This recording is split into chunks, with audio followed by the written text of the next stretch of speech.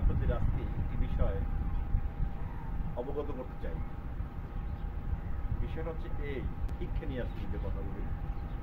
শিক্ষা মানুষকে মানবীয় হতে সহায়তা করে। শিক্ষা মানুষের মূল্যবোধকে তৈরি করতে সহায়তা করে। শিক্ষা দেশ গঠনে সহায়তা করে। শিক্ষা রাষ্ট্র গঠনে সহায়তা করে। শিক্ষা মানুষকে সমৃদ্ধশালী করে। এই হচ্ছে শিক্ষা। যদি আপনি রোজগারের কথা বলেন, টাকা ইনকামের কথা বলেন, তাহলে আপনাকে আসতে হবে স্কিল, দক্ষতা। পড়ালেখার পাশাপাশি আপনাকে দক্ষতা অর্জন করতে হবে। এই দক্ষতা আপনাকে সম্মান দিবে, স্যালারি দিবে, একটা সামাজিক অবস্থান তৈরি করে দিবে।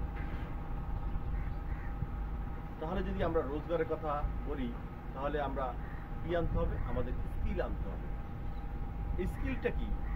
ড্রাইভিং একটা স্কিল, কম্পিউটার একটা স্কিল, অ্যানিমেশন একটা স্কিল।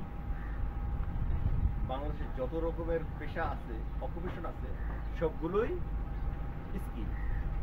আপনি আমাকে দেখাতে পারবেন না কোনো স্কিল সম্পন্ন লোক, দক্ষ লোক কোথাও বসে আছে। সে কোনো না কোনো কাজে লেগে আছে। আপনাকে দক্ষতা অর্জন করতে হবে। এই দক্ষতা এবং এডুকেশন এবং স্কিলের মধ্যে যতক্ষণ আপনি মেলবন্ধন ঘটাতে না পারবেন, ততক্ষণ আপনাকে সিকিউরিটি গার্ডের চাকরির মতো চাকরিতে অ্যাপ্লাই করতে হবে। আপনি দেশকে গালি দিবেন, রাষ্ট্রকে গালি দিবেন, আপনি সমাজকে গালি দিবেন, আমি এত শিক্ষিত, আমার চাকরি হচ্ছে না। কিভাবে হবে? আপনি তো দক্ষ না। অতএব আপনাকে দক্ষতা অর্জন করতে হবে।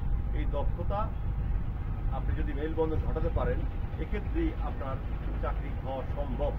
আদারওয়াইজ আপনার চাকরি হবে না, জীবনে হবে না। একটা কথা কান খুলে শুনে রাখো ইয়ং স্টার, শিক্ষা আপনাকে চাকরি দেয়। চাকরি পেতে হলে আপনার লাগবে দক্ষতা।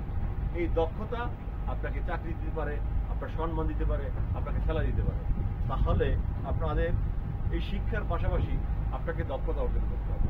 আপনি যেটা ভালো পারেন সেটার উপর দক্ষতা অর্জন করেন, আপনি সামনের দিকে এগিয়ে যেতে পারবেন। আপনি প্রথমত একটা টার্গেট সেট করেন, আপনার ডিজার, আপনার লক্ষ্য কি, আপনাকে লক্ষ্য সেট করতে হবে। এই লক্ষ্য সেট করতে পারলেই আপনি একটা জিনিস সেট করেন, আপনার লক্ষ্য, আপনার ডেস্টিনেশন কোথায়, আপনি সেট করেন। সেট করে আপনি বসে থাকেন, আপনি অবশ্যই কাঙ্ক্ষিত লক্ষ্যে পৌঁছবেন। সময় সাপেক্ষ ব্যাপার।